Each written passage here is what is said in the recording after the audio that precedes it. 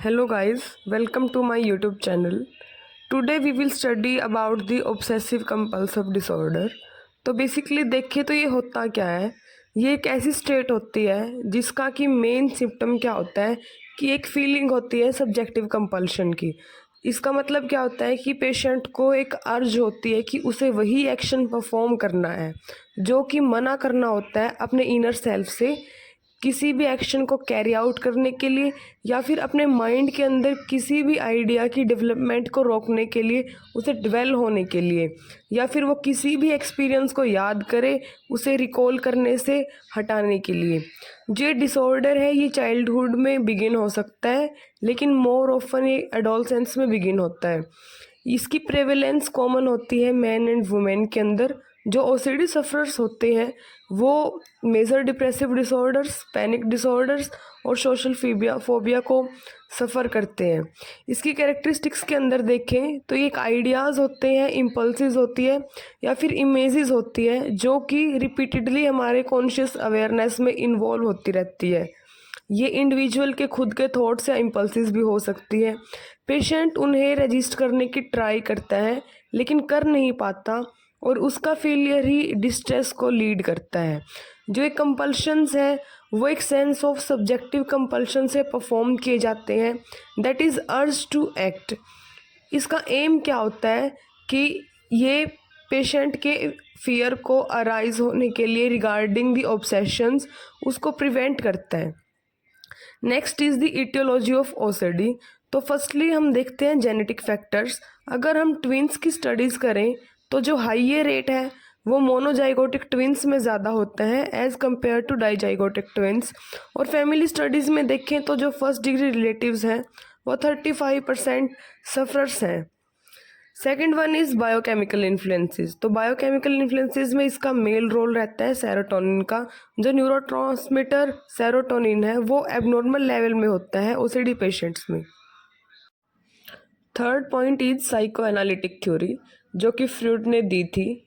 Psycho analytic theory के according क्या होता है कि जब सैडिस्टिक फेज़ को हम स्पेसिफिक ईगो मैकेनिज़म्स के साथ कंबाइन कर देते हैं, जैसे कि पेशेंट अकेला रहना स्टार्ट कर देता है या फिर वो उसे डिस्प्लेस कर देता है या फिर रिएक्शन फॉर्मेशन ईगो मैकेनिज़्म को यूज़ करता है, तो पेशेंट को ओसीडी होने के बहुत ज़्यादा चांसेस रहते हैं। Fourth point is behaviour therapy. तो बिहेवियर थेरेपी के अंदर क्या आता है कि ऑब्सेशन है वो एक कंडीशन स्टिमुलस की तरह काम करते हैं एंग्जाइटी के रिगार्डिंग।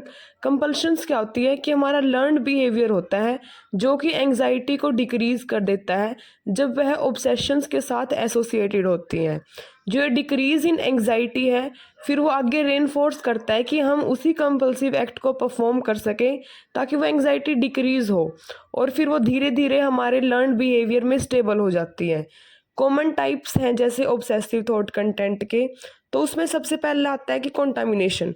किसी पेशेंट को ये डर है कि कहीं वो कॉन्टामिनेटेड तो ना हो जाए तो वो बार बार हाथ धोता है। रिपीटेड डाउट्स होते हैं, फिर वो सेम एक्शन को परफॉर्म करता है उसे अपने माइंड से दूर रखने के लिए। ऑर्डरलीनेस भी हो सकता है, इम्पल्सिस भी हो सकता है, सेक्सुअल इमेजरी भी हो सकता है। इसके बाद हम पढ़ते हैं इसकी क्लिनिकल फीचर्स क्या क्या हो सकते हैं। क्लिनिकल फीचर्स में सबसे पहले आता है ऑब्सेशनल थॉट्स। ऑब्सेशनल थॉट्स के अंदर आता है कि पेशेंट कुछ आइडियाज़ या फिर बिलीफ को अपने माइंड के अंदर फोर्सिबली लाता है, जैसे शॉकिंग भी हो सकते हैं वो या फिर ब्लास्फेमस भी हो सकते हैं। Second one is obsessional images. Obsessional images के अंदर क्या होता है कि पेशेंट के माइंड के अंदर डिफरेंट टाइप की इमेजिन सीन्स आते हैं। वो वायलेंस के भी हो सकते हैं या फिर एबनॉर्मल सेक्सुअल प्रैक्टिसेस के भी हो सकते हैं। Third one is obsessional ruminations. Ruminations is that कि पेशेंट खुद से डिबेट करता है, उसके अंदर इंटरनल डिबेट्स होती हैं, आर्ग्यूमेंट्स होती हैं किसी भी चीज़ के अगेंस्ट और उसके लिए, जो कि वो हर एक के डेली एवरीडे एक्शंस परफॉर्म करता है, उसे वो रिव्यू करता है और खुद के अंदर एक इंटरनल डिबेट करता है। Fourth one is obsessional doubts.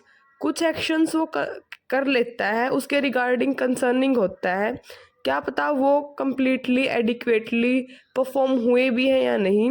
जैसे लॉकिंग द डोर है, फिर आगे वो कंपल्सिव एक्ट करता है, उसे बहुत बार लॉक करने की ट्राई करता है। Next is obsessional impulses. इसमें क्या होता है कि पेशेंट कुछ भी एक्ट करने के लिए अर्ज होती है उसके अंदर, वो यूजुअली वायलेंस के होते हैं, जैसे वो किसी भी बच्चे को इंजर कर सके। और फिर उसके बाद आते हैं ऑब्सेशनल रिचुअल्स। ये दोनों के दोनों इंक्लूड करते हैं मेंटल एक्टिविटीज़ और या फिर किसी भी चीज़ को एक स्पेशल वे में काउंट करके रिपीटेड एक्शन को परफॉर्म करना। जैसे वो कुछ फॉर्म ऑफ वर्ड्स को रिपीटेडली बोलता है या फिर कुछ भी एक्टिविटी सेंसलेस बिहेवियर से परफॉर्म करता है, जैसे कि पेशेंट लगातार 20 बार हाथ धोए जा रहा है। या फिर रिचुअल्स में देखें तो ऐसे हो कि उसे रुद्राक्ष है, रुद्राक्ष का हर एक मोती लेके कुछ ना कुछ बोलना है। That is obsessional rituals. और लास्ट इज़ कि हम ऑब्सेसिव स्लोनेस। अगर पेशेंट एक एक्सटेंसिव कंपल्सिव रिचुअल को परफॉर्म करता है तो उसके अंदर ऑब्सेशनल स्लोनेस टाइम के साथ आ जाती है। Next point is course and prognosis. इसका जो कोर्स है वो यूजुअली लंबा रहता है और फ्लक्चुएटिंग रहता है, लेकिन साल के एंड तक ऑलमोस्ट 2/3 पेशेंट्स इम्प्रूव कर जाते हैं। प्रोग्नोसिस के अंदर क्या होता है कि पेशेंट के गुड सोशल और एक ऑक्यूपेशनल मैनेजमेंट होती है, लेकिन कोई भी प्रेसिपिटेटिंग इवेंट अगर आ जाता है या फिर असलरेटिंग इवेंट आ जाता है तो पेशेंट के अंदर एपिसोडिक नेचर ऑफ सिम्टम्स आने स्टार्ट कर देते हैं। इसके बाद है डायग्नोसिस कि हम ओसीडी को कैसे डायग्नोज करते हैं। तो सबसे पहले हम पेशेंट के रिचुअलिस्टिक बिहेवियर को देखते हैं कि वो इरेशनली बिहेव कर रहा है।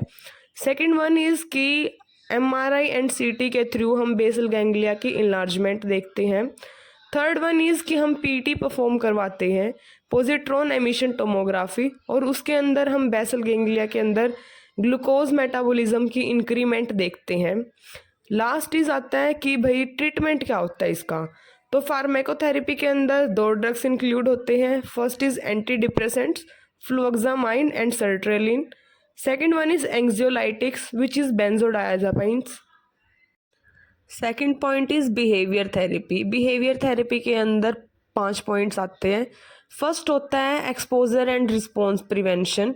इसके अंदर क्या होता है कि हम पेशेंट को एक व्यू एक्सपोजर देते हैं प्रोसीजर के अंदर, और उसके बाद उसका जो रिस्पॉन्स है उसकी प्रिवेंशन होती है। जैसे किसी भी पेशेंट के पहले हम हाथ गंदे करवा देते हैं और फिर वो जिस हैंड वॉशर को यूज़ करता है उसे छुपा देते हैं ताकि वो उसे हम रोक सके कि वो हाथ ना धोए।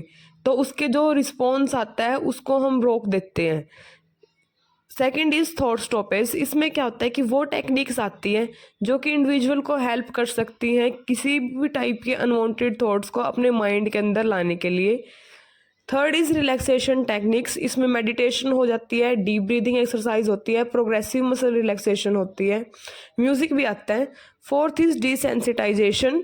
Fifth is aversion therapy. Aversion therapy में क्या होता है कि हम प्लेजेंट स्टिमुलस को एक अनप्लेजेंट रिस्पॉन्स के साथ पेयर कर देते हैं। बाकी जो बची हुई होती है उसमें सपोर्टिव साइकोथेरेपी आती है, या फिर हम ECT भी परफॉर्म कर सकते हैं अगर पेशेंट किसी भी बाकी टाइप के ट्रीटमेंट के लिए रिस्पॉन्ड नहीं कर रहा तो। Thank you for watching.